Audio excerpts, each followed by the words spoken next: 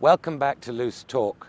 Well, we're here against the familiar backdrop of Capitol Hill, just a day or two away from a possible government shutdown, which will be the 18th in America's history, but the first serious one since 1996, and just a week or two away from a possible US sovereign default on its debt, which would be the first in the more than 200-year history of the US Republic. They call it the world's most deliberative body, but right now I'm not sure it's doing much to earn that epithet. Do you like green eggs and ham?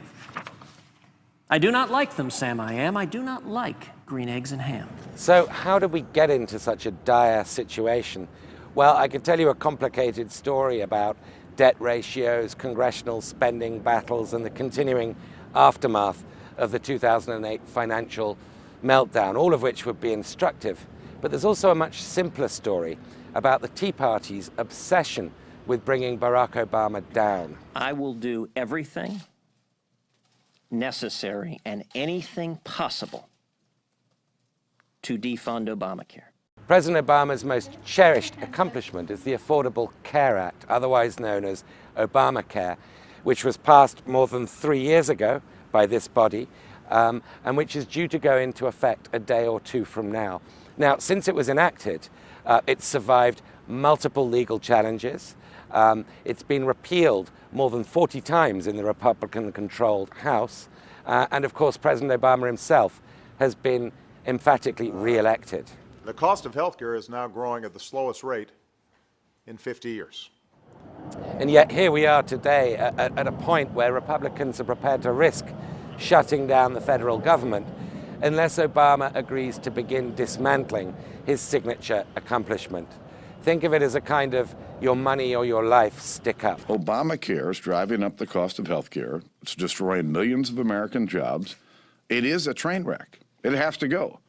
We've done everything humanly possible over the last 2.5 years to make our point, and we're going to continue to make our point. More dramatically than that, the House Republicans have drafted a bill that would risk US default, something that would do irreparable damage to its global standing, in exchange for delaying Obamacare for a year. Not only that, but the bill demands that Obama approves the Keystone XL oil pipeline from Canada, that he dilute Wall Street regulation, that he cease all attempts to curb carbon emissions, and that he permits drilling for oil on all federal lands, onshore and offshore.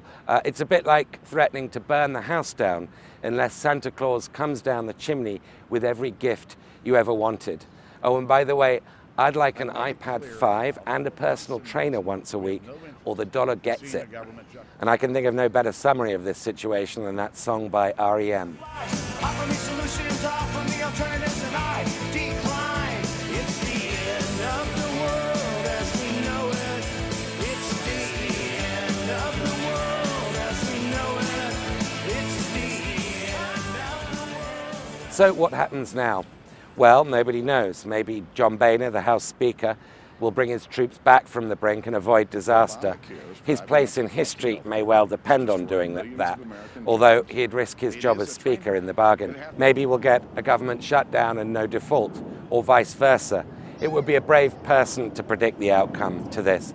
One thing is for sure, however, and for reasons that are still hard to fathom, but there are many Republicans out there who appear to hate Barack Obama more than they love their country.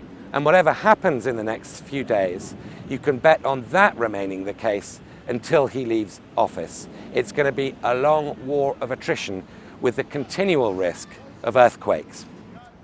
For those of us whose job it is to explain Washington, D.C. to the world, it's enough to make you take leave of your senses. I do not like green eggs and ham. I do not like them, Uncle Sam. I would not like them here or there. I would not like them anywhere. I do not like green eggs and ham. I do not like them, Sam I am. See you next time on Loose Talk.